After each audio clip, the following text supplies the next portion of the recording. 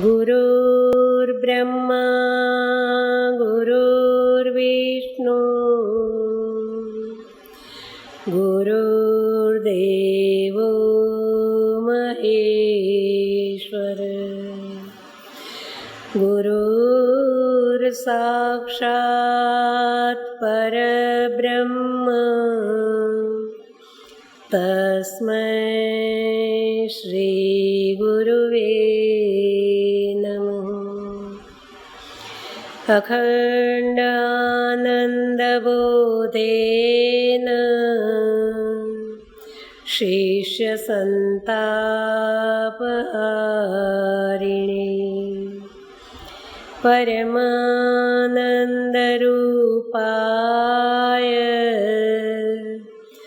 तस्मै श्री गुरुवे नमः।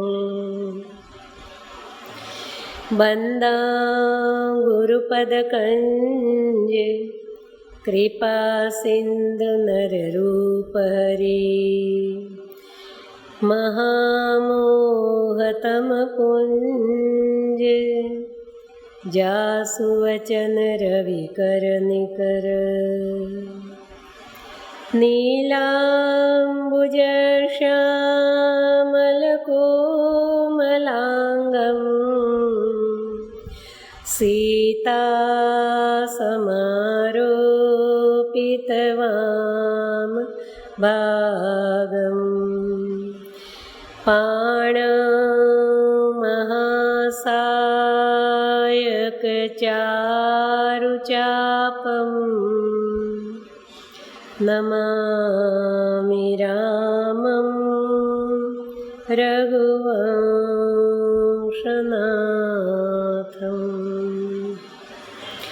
शरणागतदीनार्त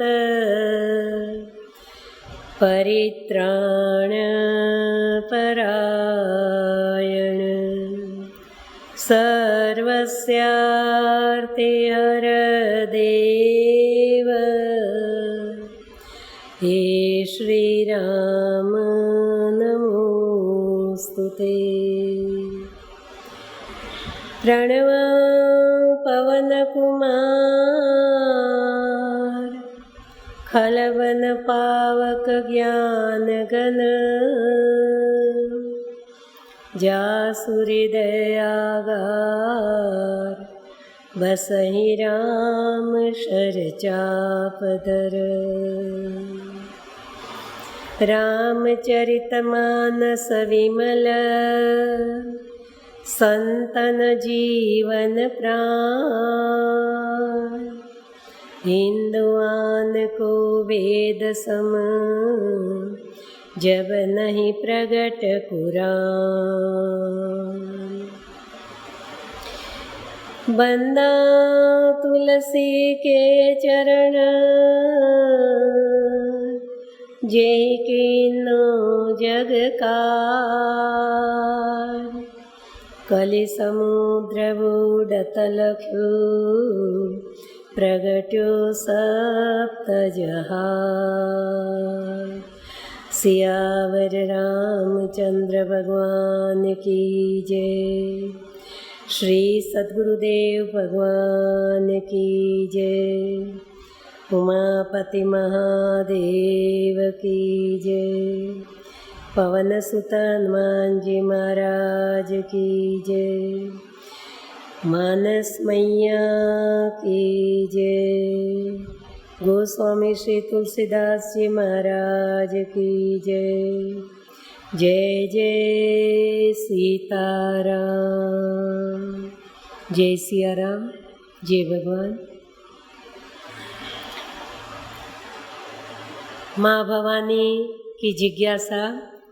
भोलेनाथ माँ भवानी जी के आगे उनके प्रथम प्रश्न के उत्तर में निर्गुण निराकार सगुण साकार कैसे बने, प्रभु का अवतार किस किस कारण से हुआ। अनेक कारण है, यही कारण से अवतार हुआ ऐसा तो कोई नहीं कह सकता है। राम तर्क बुद्धिमन बानी मत अमारस सुनो सयानी। मन बुद्धि से अगोचर है, पर है परमात्मा, फिर भी वेद पुराण संतों के मतानुसार भगवान के अवतार के कारण कुल 5 यहाँ पर बताए गए हैं। आसुरी वृत्तियों का विनाश करके देवी संपदा की स्थापना करके विमल यश भगवान जगत में फैलाते हैं। वही दिव्य गुणानुवाद भक्तजन गा गा के सहज में भवसागर तैर जाते हैं। करुणा के सागर अपने जन के हितार्थ अवतार धारण करते हैं। पहला कारण भगवान के 2 द्वारपाल हैं, नाम है जय और विजय। पद मिला, मद आया, अहंकार के कारण एक दिन सनकादि ऋषि दर्शन हेतु पधारे, उनका अपमान कर दिया, विवेक गंवा दिया। क्रोध के आवेश में विवेक नहीं रहता है, अहंकार के आवेश में विवेक नहीं रहता है, और उनका अपमान होने से उन्हें क्रोध आया। उन्होंने श्राप दे दिया, जाओ दोनों जने राक्षस हो जाओ। जय विजय दोनों राक्षस कुल में परिवर्तित होते हैं। एक का नाम हिरण्याक्ष, एक का नाम हिरण्यकशिपु, दोनों भाई हैं। बहुत ही घबरा गए, डर गए, चरण पकड़ लिए, क्षमा याचना की, हमें क्षमा कीजिए, हमारी गलती हो गई। सनकादि ऋषियों ने कहा हमारे श्राप व्यर्थ नहीं जा सकते हैं, आपको 7 जन्म लेने पड़ेंगे, लेकिन अब आप क्षमा चाहते हो तो वैर भाव से भगवान का भजन करोगे तो 3 जन्म में आपको मुक्ति मिलेगी। प्रभु के हाथ से आपकी मृत्यु होगी और आप मुक्ति पाओगे। और प्रेम भाव से भजोगे तो 7 जन्म लेने पड़ेंगे, वैर भाव से भजोगे तो 3 जन्म। इसीलिए एक बार जय विजय हिरण्याक्ष हिरण्यकशिपु बनते हैं, दूसरी बार रावण कुंभकर्ण के रूप में प्रकट होते हैं। त्रेता युग में भगवान श्री राम जी धनुषधारी के रूप स्वरूप में प्रकट हुए और रावण कुंभकर्ण का विनाश करते हैं, लेकिन उसका विनाश नहीं हुआ, कारण 3 ही जन्म द्विज वचन प्रमाणा। तीसरी बार द्वापर में श्री कृष्णचंद्र भगवान प्रकट होते हैं, मुरलीधर, उनके हाथ से दंतवक्त्र और शिशुपाल के रूप में उनका विनाश हुए, उनको मुक्ति प्रदान होती है। चले मेरे भाई बहन, चौपाई के माध्यम से हम इस प्रसंग में आगे बढ़ें। सोई यश गाय भगत भवतरहि, कृपा सिंधु जनहित तनु धरहि। राम जन्म के हेतु अनेका, परम विचित्र एक ते एका। जन्म एक दुई कहूँ बखानी, सावधान सुनु सुमति भवानी। द्वारपाल हरि के प्रिय दो, जय अरु विजय जान सबको। विप्र शाप ते दोनों भाई, तामस असुर देह तिन पाई। कनक कशिपु अरु हाटक लोचन, जगत विदित सुरपति मद मोचन। विजयी समर वीर विख्याता, धरि वराह वपु एक निपाता। हुई नर हरि दूसर पुनि मारा, जन प्रहलाद सुयश विस्तारा। भय निशाचर जायते, महावीर बलवान। कुंभकर्ण रावण सुबट, सिर सुर विजयी जग जान। वो ही परमात्मा की दिव्य लीला गा गा कर भक्तजन सहज में भवसागर तैर जाते हैं। करुणा के सागर अपने जन के हितार्थ ऐसे दिव्य लीला करते हैं, अवतार धारण करके। राम जन्म के हेतु अनेका, कारण तो कहीं है, अनेक हेतु से प्रभु का अवतार होता है। परम विचित्र एक ते एका, एक एक अवतार का कारण विचित्र अद्भुत है, लेकिन उसमें से 2-4 कारण, हे भवानी जी सावधान होकर आप सुनो, मैं आपके सामने कहने जा रहा हूँ। जन्म एक दुई कहूँ बखानी, सावधान सुनो सुमति भवानी। ये श्रोता के लक्षण है। श्रोता के लक्षण उत्तरकांड में 69 दोहे पर बताए। श्रोता सुमति सुशील सुचि, कथा रसिक हरिदास। यहाँ ये श्रोता के लक्षण, सावधान सुनो सुमति भवानी। माँ भवानी जी अभी कुमति नहीं है, तर्क वितर्क नहीं करेगी, श्रद्धा से भाव से भगवान का दिव्य चरित्र सुनेगी। शिव जी ने संबोधन किया सुमति भवानी, सावधान होकर सुनो। द्वारपाल हरि के प्रिय दोहूँ। कितनी ऊंचाई होगी, भगवान ने जिनको द्वारपाल पद दिया ये कोई साधारण थोड़ी है, उन पर कितना लाड दुलार होगा तभी अपने द्वारपाल बनाए। द्वारपाल हरि के प्रिय दोहूँ, जय अरु विजय जान सबको। सभी जानते हैं नाम उनका जय और विजय है। विप्र श्रापते दोनों भाई, सनकादि ऋषि पधारे, कथा मिलती है। विवेक जब व्यक्ति गंवा देता है, अब सनकादि ऋषि पधारे तो प्रेम भाव से उनको आसन देते, आदर करते, वंदन करते, प्रणाम करते, कुछ उनको जलपान का पूछते। ठाकुर जी अभी अभी विश्राम हेतु पधारे हैं अंदर, आप थोड़ी देर यहाँ विश्राम कीजिए, अभी भगवान का समय पूरा होने पे हम आपका संदेश पहुँचा देंगे। ऐसा विवेक से बात करते तो ये घटना नहीं घटती। लेकिन क्या घड़ी में देखते हो कि नहीं, कभी भी चले आते हो, ऐसे थोड़ी होता है। अभी हमारे ठाकुर जी आराम कर रहे हैं, जाओ, दर्शन नहीं होंगे। ये अविवेक के कारण ही उनको श्राप झेलना पड़ा। आज भी हम मंदिरों में या कोई संत दर्शन, सद्गुरुदेव के दर्शन हेतु जाएं तो उनके जो द्वारपाल होते हैं वो यदि ऐसा अविवेक कर दें तो आमने सामने आसुरी वृत्ति प्रकट हो जाती है। वो अहंकार से अनादर कर दें तो सामने वाले को क्रोध आ जाता है। दो आसुरी वृत्ति सामने टकरा जाती है, तब असुर का जन्म होता है। विवेक से वही बात शांति से भी कह सकते थे। तो विप्र श्रापते दोनों भाई, तामस असुर देह तिन पाई। कनक कशिपु अरु हाटक लोचन, जगत विदित सुर पतिमद मोचन। तो इंद्र के मत को भी छुड़ाने वाले ऐसे बलवान दो भाई के रूप में हिरण्याक्ष और हिरण्यकशिपु के रूप में जय विजय का प्रागट्य होता है। विजयी समर वीर विख्याता, बहुत ही महावीर है, बलवान है, हर जगह उनको विजय प्राप्त होती है। धरि वराह वपु एक निपाता। भगवान श्री राम जी ने एक का संहार करने के लिए वराह अवतार धारण किया। हिरण्याक्ष को भगवान ने वराह रूप धारण करके विनाश किया और हिरण्यकशिपु को मारने के लिए भगवान ने नरसिंह अवतार धारण किया। होय नर हरिदु सरपुनि मारा, दूसरे को नरसिंह अवतार धारण करके जन प्रहलाद सुयश विस्तारा। और उनके बेटे प्रहलाद जी जो प्रभु के परम भक्त रहे, उनका उद्धार करके उनको धन्य कर दिए और जगत में भगवान ने सुयश का विस्तार किया। भय निशाचर जायते महावीर बलवान, दूसरी बार, क्योंकि 3 जन्म का वचन था तो दूसरी बार वही त्रेता युग में रावण और कुंभकर्ण के रूप में प्रकट होते हैं। भय निशाचर जायते महावीर बलवान, कुंभकर्ण रावण सुबट सुर विजयी जगजान। देवताओं को विजय प्राप्त करते थे, देवताओं को परेशान करते थे।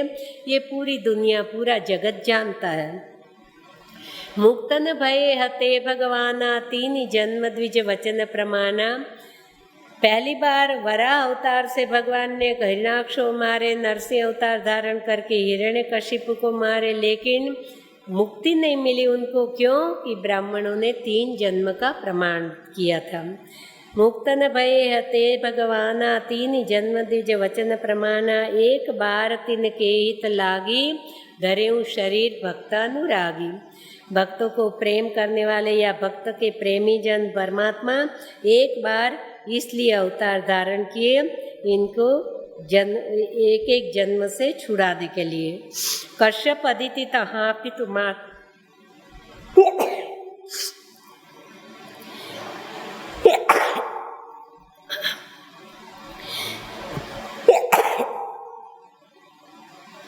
कश्यप अदिति तहाँ पितु माता, दशरथ कौशल्या विख्याता। भगवान ने जब हिरणाक्ष हिरण्यकशिपु वराह अवतार और नरसिंह अवतार धारण किए, वहाँ कश्यप और अदिति के रूप में महान तप किया था। वही त्रेता युग में दशरथ और कौशल्या जी के रूप में प्रकट होते हैं। और एक कल्पक यही विधि अवतार है। एक कल्प में भगवान के अवतार का कारण ये बताया गया। चरित्र पवित्र की ये संसारा, भगवान ने परम पवित्र दिव्य लीलाएं की और असुरों का विनाश किया। एक कल्प सुर देख ही दुखारे, एक कल्प में देवताओं को बहुत ही दुखी दिखे भगवान ने। समर जलंधर संसबहारे, जालंधर नाम का राक्षस था, देवताओं को बहुत ही परेशान करता था। देवता लोग उससे विविध प्रकार से लड़ाई करके थक गए और देवों के देव महादेव जी भी प्रकट होकर उनके साथ एक बार अपार संग्राम किया। शंभु किन्न संग्राम अपारा, लेकिन धनुज महाबल मरे न मारा। ये राक्षस अति बलवान है, किसी के मारे मरता नहीं है। तब भगवान ने सोचा कि इसके कारण क्या है, इसके पीछे इसको किसके पीठ बल है जिसके कारण इसका विनाश नहीं हो रहा है। तो परम सती असुराधिप नारी, तेहि बल ताहि न जितहि पुरारी। उनकी पत्नी महान पतिव्रता है, अंतर्यामी प्रभु जान गए और उसी के पीठ बल के कारण ये किसी से मारा मरता नहीं है। भगवान ने देवताओं की रक्षा करने, देवताओं का कार्य करने के लिए समष्टि की महिमा ज़्यादा है, व्यष्टि की कीमत कम है। तो समष्टि अनेक देवताओं का दुख दूर करने हेतु भगवान ने वृंदा देवी के साथ छल कपट किया। वैसे तो भगवान स्वयं अपने श्रीमुख से कहते हैं, मोहि कपट छल छिद्र न भावा, निर्मल मन जन सोमय पावा। मुझे छल कपट छिद्र अच्छा नहीं लगता है, तो फिर यहाँ पर भगवान ने छल कपट क्यों किया। छल करि टार्यु तासु व्रत, प्रभु सुर कारज कीन, जब ते जाने मर्म सब श्राप कोप करि दीन। अनेक के हितार्थ हेतु भगवान को छल करना पड़ा। जैसे शस्त्र तो चोर के हाथ में भी होता है और शस्त्र डॉक्टर के हाथ में भी होता है, लेकिन शस्त्र में फ़र्क है। चोर डाकू शस्त्र रखते हैं तो किसी का अहित करने के हेतु, और डॉक्टर के हाथ में शस्त्र होता है तो किसी के हित के लिए शस्त्र रखते हैं। वो भी चाकू से काटते हैं, ऑपरेशन करते हैं, लेकिन किसी की भलाई के हेतु करते हैं। इसी प्रकार से भगवान ने छल किया, लेकिन देवताओं के हित के लिए किया, किसी का अहित करने हेतु उन्होंने छल कपट नहीं किया था। जब ते जाने मर्म तब श्राप कोप करि दीन। लेकिन वृंदा देवी पहचान गई कि ये प्रभु मेरे साथ छल कपट करके गए, मेरा पातिव्रत धर्म इन्होंने खंडित किया। तो क्रोध में के आवेश में वृंदा देवी ने भगवान को श्राप दे दिया। आपने मेरे साथ छल किया, मेरे पति को मार दिया, मैं अनाथ हो गई, अब हिसाब तभी पूरा होगा। मेरे पतिदेव आपके साथ छल करेंगे, आपकी पत्नी का भी अपहरण कर लेंगे, तब ये हिसाब पूरा होगा। वही जालंधर दूसरे जन्म में त्रेता युग में रावण बनता है। तहाँ जलंधर रावण भयूं, रणअति राम परम पद दयूं। लंका के रण मैदान में प्रभु ने रावण को मारकर परम पद की प्राप्ति कराई, लेकिन अभी मुक्ति नहीं हुई, क्योंकि परम पद तो दे दिया, लेकिन 3 जन्म का वचन था, इसलिए मुक्ति नहीं हुई। वो द्वापर युग में मुक्त करेंगे उसको। मेरे भाई बहन, वृंदा देवी यानी तुलसी महारानी जी, प्रसंगोपात ये चरित्र थोड़ा हम आगे ले चुके हैं। तुलसी जी की बहुत ही महिमा है। आरोग्य के लिए तो ठीक है, अब तो विज्ञान भी इसको कबूल कर बैठा है। नीम की पत्तियाँ, बेल के पत्र और तुलसी दल, ये तीनों की इतनी महिमा है। हमारे यहाँ भगवान ने इतनी करुणा करके ऐसी ऐसी औषधि दी है कि हमारे कल्याण हेतु बहुत ही ईश्वर ने व्यवस्था, ये भारत देश में जितनी व्यवस्था उतना अन्य देशों में नहीं है। अपने यहाँ जो बिली पत्र, नीम पत्ती और ये तुलसी दल मिलते हैं, वैसे पूरे विश्व में और देशों में नहीं मिलते हैं। रहते हैं वहाँ तुलसी जी, लेकिन अलग ही तरह के होते हैं। अमेरिका में भी तुलसी जी है, लेकिन वो अलग ही रूप के हैं, अपने जैसे नहीं हैं। और प्रभु की प्रिया है तुलसी महारानी। जब वृंदा देवी अनाथपना महसूस करती है, प्रभु के चरण पकड़ लिए, भगवान आपने मेरे पति देव को मार दिया, अब मैं अकेली हो गई, अनाथ हो गई, मैं कहाँ जाऊँ, और एक बार मेरा हाथ आपने थामा है तो अब कायम के लिए मुझे अपनी दासी बना लीजिए। भगवान ने कहा ठीक है, मेरे साथ कोई भी जीव कैसे भी नाता जोड़ सकता है, आ जाओ, मैं स्वीकार करता हूँ मेरी दासी के रूप में। तब तुलसी महारानी जी ने कहा कि आप मुझे अपनी दासी मानते हैं, इसका प्रमाण क्या है? बोले देवी, कोई भी भक्तजन मेरे को कितना ही अमूल्य भोग लगाएंगे, लेकिन जब तक आपकी हाजिरी नहीं होगी तब तक मैं भोग स्वीकार नहीं करूँगा। इसलिए आज भी हम ठाकुर जी को कुछ भी भोग लगाते हैं, उसमें तुलसी दल पधराते हैं। तुलसी दल छोड़े बिना ठाकुर जी स्वीकार नहीं करते हैं। और अपने यहाँ तो अपनी संस्कृति में तुलसी विवाह भी हर साल हम धामधूम से मनाते हैं। यही वृंदा देवी है। तहाँ जलंधर रावण भयूं, जासु शाप हरि किन्न प्रमाणा, कौतुक निधि कृपाल भगवाना, तहाँ जलंधर रावण भयूं, रणति राम परम पद दयूं। एक जन्म कर कारण येहा, जेहि लगी राम धरी नर देहा। प्रति अवतार कथा प्रभु केरी, सुन मुनि बरणी कवि न घनेरी। एक एक अवतार की अद्भुत अद्भुत कथाएं हैं जो कवियों ने विविध प्रकार से इसका वर्णन किया मेरे भाई बहन। तो एक कल्प में भगवान के अवतार का कारण ये भी बताया गया है। और तुलसी जी की माला अपने कंठ में होनी चाहिए, ये भी मैंने आपको बताया था। तुलसी माला की बहुत ही महत्वता है। वैष्णव जन है वो फेरने में भी, भगवत नाम स्मरण करने में भी तुलसी माला रखते हैं, और कंठ में भी तुलसी जी की कंठी धारण करते हैं, क्योंकि भगवान की रक्षा है उसके लिए। और जो शैव पंथ है वो रुद्राक्ष धारण करते हैं, ये अपने आप एक भगवान की, क्योंकि शिव जी को रुद्राक्ष प्रिय है। तो वैष्णव जन तुलसी की माला धारण करते हैं। तुलसी बहुत ही अपनी रक्षा हेतु है, हो सके तो गले में तुलसी कंठी होनी चाहिए। मैंने शायद आपको गुरुदेव का प्रसंग बताया था। देवास में 1964 में गुरुदेव की सेवा में रहने का अमूल्य अवसर प्राप्त हुआ था। तब एक दिन पपीता गुरुदेव के लिए लाए, मैं अमन्या करके देने लगी, तो गुरुदेव ने कहा लाओ, तुमको कुछ नहीं आता, मैं करता हूँ। तो उन्होंने 1 से 4 टुकड़े किए और पहले ड्राइवर को बुलाया, बोले अपना हिस्सा ले लो।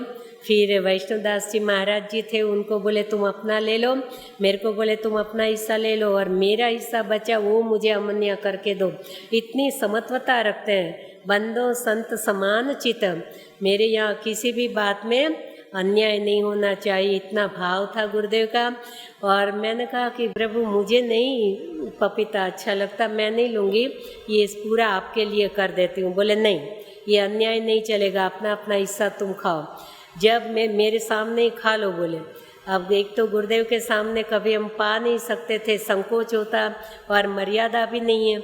लेकिन जब आग्रह रहा, लेने लगी, मुझे ध्यान नहीं रहा, मैं ऐसे ही लेने लगी। बोले अरे तुमने क्या कर दिया? बोले तुलसी जी नहीं छोड़े, कंठी नहीं लगाई। तो गुरुदेव कई बार कुछ भी जल पान करते हैं, कुछ भोजन लेते हैं, तो कंठी को जल लगाकर और फिर जल छिड़कते थे। लेकिन मुझे इसके पीछे हेतु मालूम नहीं था। तब ये पता चला कि तुलसी दल हर जगह मिले न मिले, लेकिन जो कंठी जी तुलसी की है, तो तुलसी जी कंठी लगाकर और बाद में सब में जल छिड़क के बाद में लेना चाहिए। बोले तुम लोग यात्रा में हो, चाहे प्लेन में कहीं जा रहे हो, और प्लेन में भी कुछ खाने पीने का जलपान कुछ अवसर आया तो कंठी लगा के ही लेना चाहिए, उसमें हमारा कल्याण है। तब मुझे कहा था कंठी तुलसी जी छोड़े बिना कभी कुछ लेना नहीं। विष अमृत हो जाता है मेरे भाई बहन। तुलसी जी की इतनी महिमा, ये साधारण वस्तु नहीं है। आपको भी ठीक लगे तो कोई भी चीज़ आप ग्रहण करें, तुलसी जी छोड़े बिना मत लेना, आपका सब प्रकार से कल्याण होगा। प्रति अवतार कथा प्रभु केरी, सुनि मुनि बरणी कवि न घनेरी। एक एक कथा के प्रति एक एक कल्प में कथा विचित्र और अद्भुत रहती है। भगवान शिव जी ने विविध प्रकार से ये कथा का वर्णन किया। अब माँ भवानी जी के आगे शिव जी कह रहे, नारद शाप दिन एक बारा, कल्प एक ते लगे तारा। गिरिजा चकित भई सुनि बानी, नारद विष्णु भक्त पुनि ज्ञानी। कारण कवन शाप मुनि दीना, का अपराध रमापति कीना। यह प्रसंग मोहि कहूँ पुरारी, मुनि मन मोह सो अचरज भारी। हे मेरे नाथ, आप बताएं, नारद जी ने श्राप दिया। नारद तो परम विष्णु भक्त है, उन्होंने ऐसे विष्णु भगवान का क्या अपराध, उन्होंने ऐसा कौन सा अपराध किया विष्णु जी ने कि मेरे गुरुदेव से उनको श्राप देना पड़ा। देखिए अपने गुरुदेव का बचाव कर रही है माँ भवानी जी कि कुछ अपराध किया होगा तो विष्णु जी ने किया होगा, बिना अपराध के मेरे गुरुदेव श्राप नहीं दे सकते हैं। तब शिव जी ये बात सुनकर खिलखिलाकर हंस पड़े। बोले बिहसी महेश तब, ज्ञानी मूढ़ न कोय।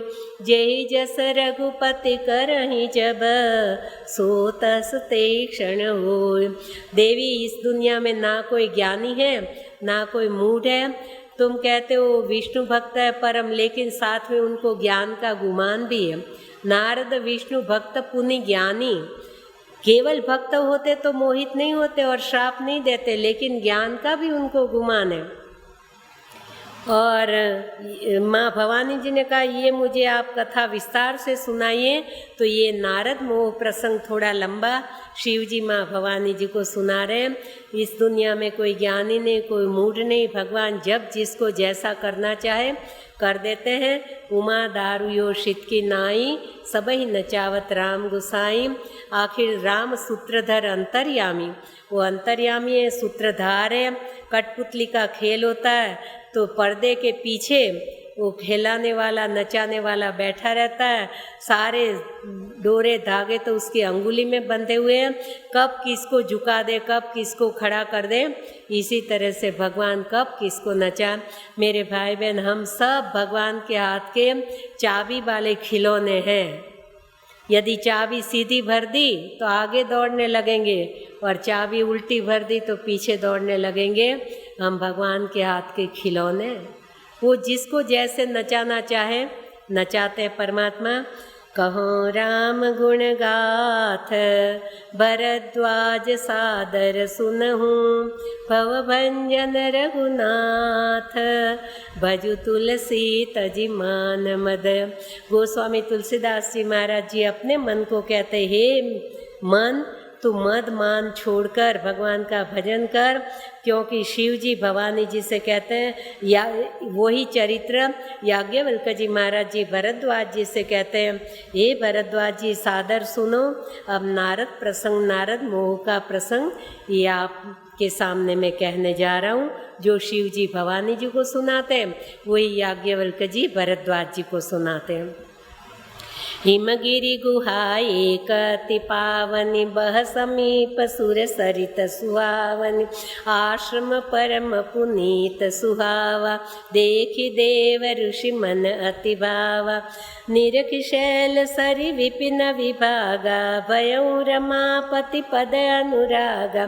सुमिरत हरि श्राप गति बाधि, सहज विमल मन लागी समाधि।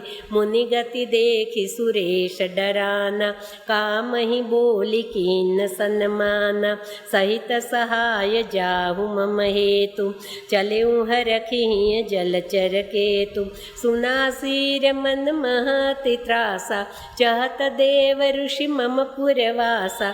जे कामी लोलुप जग माहि, कुटिल काकैव सबहि डराहि। सुख हाडले भाग शठ, श्वान निरखि मृगराज।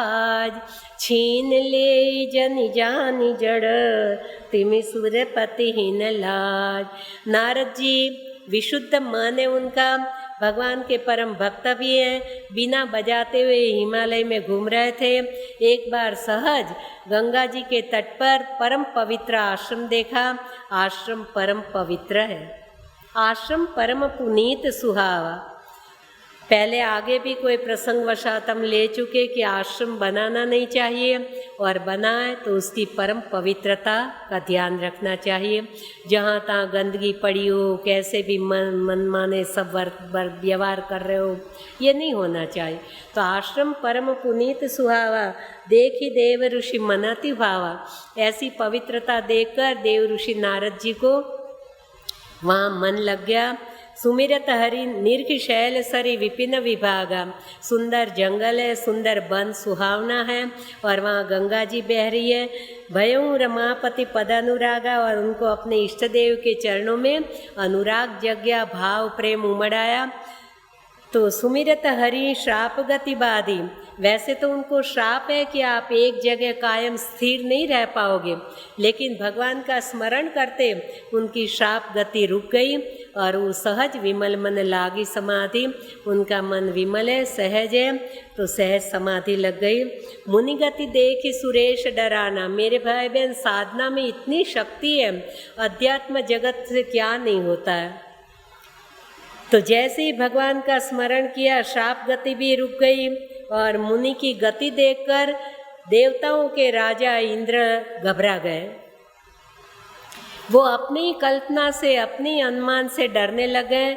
मुनि गति देखी सुरेश डराना, कामई बोली किन्न सन्माना। और तुरंत ही वो देवों के राजा है, तो सबको आदेश दे सकते हैं। कामदेव को बुलाए और आदेश दिए, जाओ जल्दी देवर्षि नारद की समाधि भंग कर दो, वो मेरा राज छीन लेना चाहते हैं। समाधि उनके ध्यान, समाधि तप उनका पूरा होगा, भगवान प्रसन्न हो जाएंगे और वरदान मांगने के लिए कहेंगे, मांगो क्या चाहिए, और मेरा इंद्रासन मांग लेंगे। तो देवर्षि नारद, अबाधित गति है उनकी, हरिहर दोनों के प्रिय है। भगवान लक्ष्मी नारायण एकांत में विराजमान हो, वहाँ कोई भी नहीं जा सकता, लेकिन नारद जी को कोई रोक टोक नहीं है। वो कभी भी कहीं भी बिना रोक टोक के जा सकते हैं। इतनी स्वतंत्रता होने पर भी वो कभी इंद्रासन के सामने देख सकते हैं क्या? लेकिन इंद्र अपने ही मनोभव से डर रहा है। यहाँ पर गोस्वामी तुलसीदास जी महाराज जी ने इंद्र के लिए कुत्ते का दृष्टांत दिया। सुख हाडले भाग शठ श्वान निरखि मृगराज, छीन ले जन जानी जड़ तिमि सुरपति न लाज। कोई कुत्ता सूखी हड्डी चबा रहा हो, सूखी हड्डी में कोई स्वाद तो है नहीं, लेकिन वो चबाते चबाते उसकी खुद की जीभ जबान छिल जाती है, और अपनी जबान में से निकला हुआ खून का उसको स्वाद मिलता है, और वो सोचता है ये सूखी हड्डी में मुझे स्वाद मिल रहा है। और कोई शेर चला आ रहा है, उसको देखकर वो सूखी हड्डी लेकर भागेगा कि ये शेर मेरी सूखी हड्डी छीन ना ले, पर उसको विचार नहीं है कि शेर कभी सूखी हड्डी के सामने देखेगा क्या? वो तो किसी का किया हुआ शिकार भी नहीं हाथ लगाता।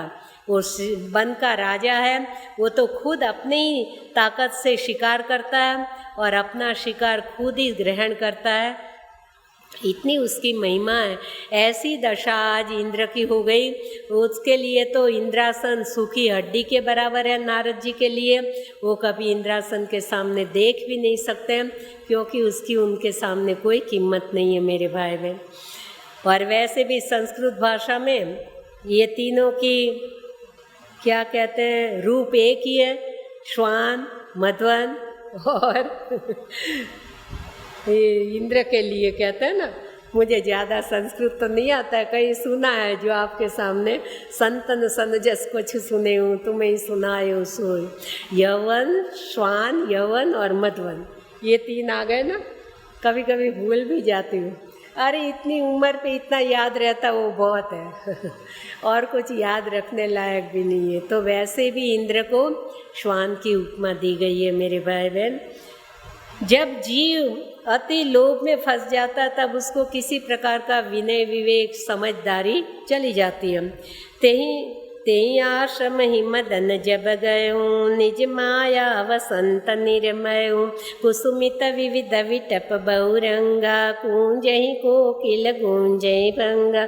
चली सुहावनी त्रिविध बयारी, काम कृशानु बढ़ावनिहारी। रंबादिक सुर नारी नवीना, सकल असम सर कला प्रवीणा। करहि गान बहुतान तरंगा, बहुविधि क्रीडहि पानि पतंगा। देखि सहाय मदन हर्षाना, कीन्यसि पुनि प्रपंच विधि नाना। काम कला कछु मुनि न व्यापी, निज भय डरऊ मनोभव पापी। सीम की चापी सके को तासु, बड़ रखवार रमापति जासु। सहित सहाय सभीत अति, मानिहारी मन में। गए सिजाय मुनि चरण तब, कई सुथी आरत बैन। कामदेव को आदेश दिया था, जाओ नारद जी की समाधि भंग करो। कामदेव नारद जी के सामने पहुंच जाता है, अपनी सेना को लेकर। त्रिवी शीतलमन सुगंधी वायु बह रहा है।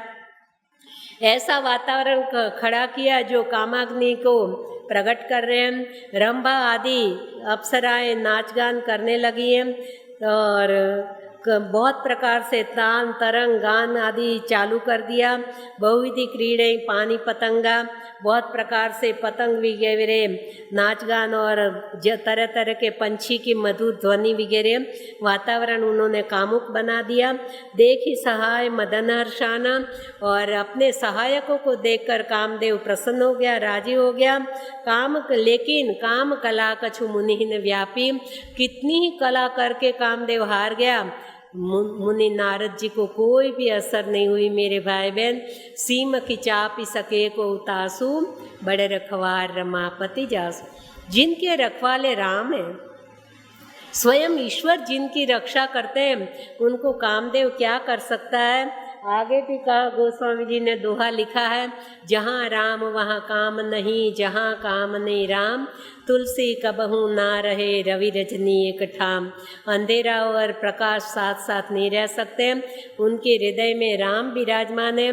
राम स्वयं ज्ञान स्वरूप है। विश्वामित्र जी जब भगवान को लेने जाते हैं अयोध्या, तो यही मिस देखो, ज्ञान विराग सकल गुण ऐना, सो प्रभु मैं देख अब भरी नैना। तो राम जी स्वयं ज्ञान स्वरूप है, प्रकाश रूप है, जगत प्रकाश प्रकाशक राम। तो स्वयं प्रकाश रूप राम जिनके हृदय में विराजमान है, वहाँ काम रूपी अंधेरा कहाँ से टिक सकता है, कहाँ से आ सकता है भाई बहन। जिसके राम रक्षक उसका कौन भक्षक, जाको राखे साइया मारी सके को कोई। तो परमात्मा जिनकी रक्षा करते हैं, उनको कोई कुछ नहीं कर सकता है। अंत में कामदेव की हार होती है। सहित सहाय सभीत अति, मानी हारी मन मैन। अपने मन में हार मान ली। सहाय को समय तो लज्जित हो गया। गए सी जाए मुनि चरण, तब नारद जी के पास पहुंच गया। लज्जित होकर नारद मुनि के चरण पकड़ लिए और कह मुनि क सुखी आरत बैन, आर्त भाव से क्षमा याचना की। भयउन नारद मन कछु रोषा, कहि प्रिय बचन काम परितोषा। नाई चरण सिर आय सुपाई, गयउ मदन तब सहित सहाय। मुनि सुशीलता आपनि करणी, सुरपति सभा जाय सब बरणी। सुनि सबके मन अचरज आवा, मुनि प्रशंसी हरि सिर नावा। तब नारद गवने शिव पाही, जिता काम अहमिति मन माही। मार चरित शंकर ही सुनाए, अति प्रिय जानि महेश सिखाए। बार बार बिनवो मुनि तोहि, तिम जिमि यह चरित सुनायो मोहि। तिमि जनि हरि सुनावो कबहू, चलऊ प्रसंग दुरायो तबहू। शंभु दीन उपदेश हित, नहीं नारद ही सुहान। भरद्वाज कौतुक सुनहु, हरि इच्छा बलवान। मेरे भाई बहन, ये नारद मोह के प्रसंग में कौतुक कौतुक शब्द बहुत आएगा। कौतुक यानी खेल तमाशा। भगवान को दुनिया को बताने के लिए कि देखिए काम की कितनी प्रबलता है, नारद जी जैसे भी मोहित हो जाते हैं, तो एक खेल तमाशा खड़ा किया है। भगवान का स्वभाव उदार है, प्रेमाल है, करुणा सबर है, दया के सागर है, क्षमाशील है, सब है, लेकिन साथ साथ एक स्वभाव है कौतुकी, खिलाड़ी है वो अपने भक्तजनों को नाच न नचाए तो उनको मज़ा नहीं आता। कभी किसको कई मित्र होते वो ऐसे खिलाड़ी होते हैं ना कि उसको कुछ से कुछ शैतानी करे, उसको नाच नचाए, उसको परेशान करे। तो भगवान का एक स्वभाव है खिलाड़ी, कौतुकी, अपने भक्तों को कभी नाच नचाते उनके कल्याण हेतु, उनका हित करने के लिए। नारद जी को कुछ नाराजगी नहीं हुई, कुछ क्रोध ना आया और कामदेव को क्षमा कर दी। सारे जगह नारद जी के गुणगान गाने लगे। वहाँ जाके देवलोक में कामदेव ने भी बताया कि भगवान मेरे को तो क्रोध भी नहीं किया, मैं बच गया। और बोले नारद जी को तो कोई असर नहीं कर पाई, अपने सहायकों समेत तो राजी होकर चला गया। ईश्वर सारे देवता नारद जी के बखान करने लगे और बार बार प्रशंसा पाकर उनको मेरे भाई बहन अहंकार आ गया। चले हृदय अहमित, जीता काम अहमिति अधिकाई। अहंकार जीव का पतन होता है। एक बार नहीं 3 बार अहंकार आता है नारद जी को। अभी पहला अहंकार काम विजेता का है, दूसरी बार भगवान ने जैसे मुझे रूप दे दिया, मेरे समान रूपवान कोई नहीं है, रूप का अहंकार आ जाएगा। ये तीसरी बार रूप का अहंकार आएगा। दूसरी बार भगवान विष्णु जी ने उनकी प्रशंसा कर दी कि आपके समान कौन, आपका जो नाम जपे नारद नारद, उनको भी काम कुछ नहीं कर सकता है, तो आप तो स्वयं नारद जी, आपको काम क्या कर सकता है, आपके समान महान कौन है। तो प्रशंसा का अहंकार आ गया। मेरे भाई बहन, अहंकार कई प्रकार के होते हैं। ऊंचे कुल का होता है, रूप का होता है, गुण का होता है, ज्ञान का होता है। किसी भी प्रकार का अहंकार ऐसा अच्छा नहीं है। बड़े त्याग का भी अहंकार आ जाता है कि अब हमने फलाना त्याग दिया। ये अहंकार से बचने के लिए हरि नाम स्मरण सीधा सरल उपाय है। खूब भगवान का नाम स्मरण करें, वो जो कराते वो करते चलो, उनके हाथ के खिलौने बन जाओ, अपने आप को भगवान के हाथ में सौंप दो। बाकी जीव की कोई योग्यता नहीं है कि वो कुछ कर पाए, वरना फिर अहंकार में पतन की ओर जाना पड़ता है। शिव जी के पास सीधे चले गए। मन में सोचा कि अब मैं शिव जी से भी आगे निकल गया। शिव जी को तो कामदेव ने समाधि भंग कराई तो क्रोध भी आया और उसको जलाकर भस्म कर दिया। अब काम से तो छूट गए, लेकिन क्रोध आया तो क्रोध भी तो दुर्गुण है। मुझे तो क्रोध भी नहीं आया, तो मैं शिव से आगे निकला। अब शिव जी के पास पहुंच गए। शिव जी ने पूछा कहाँ थे, बहुत दिनों के बाद मिले हो, और कामचरित सुनाने लग गए, काम कथा। अरे नारद मुनि, आपसे तो सब राम कथा सुनने की अपेक्षा रखते हैं और आप काम कथा कहे जा रहे हो। मुझे भले सुनाई, लेकिन गलती से भी विष्णु जी के पास जाओ तो ये कथा सुनाना मत। सामने से चल के तो कथा मत निकालना, लेकिन कोई प्रसंग चले तो भी पर्दा डाल देना, क्योंकि उसमें आपका भला नहीं है।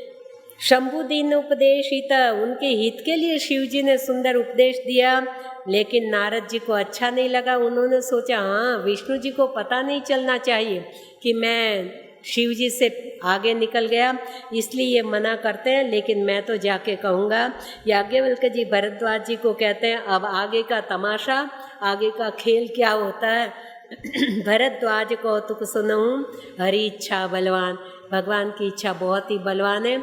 आगे का खेल तमाशा क्या होता है, उस प्रसंग में हम कल प्रवेश करेंगे। आज का समय पूरा हो गया। अब भगवान विष्णु जी के पास वो पहुँचेंगे और नारद शिव जी ने बहुत बार मना किया, लेकिन वो तो जाके कहने वाले हैं और फिर विष्णु जी उनको थोड़ा नाच नचाएंगे। उस प्रसंग में कल विश्राम। जय सिया राम।